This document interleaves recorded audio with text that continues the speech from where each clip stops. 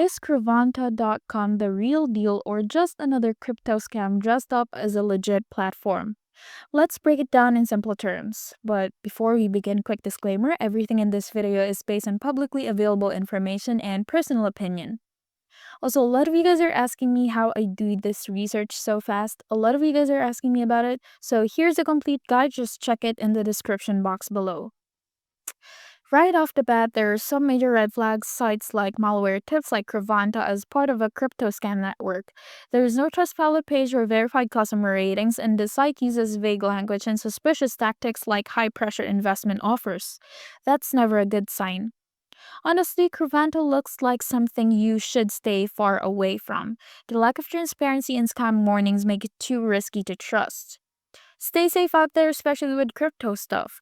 If you've come across Crevanta or similar sites, drop your stories in the comments, like and subscribe for more no-fluff reviews.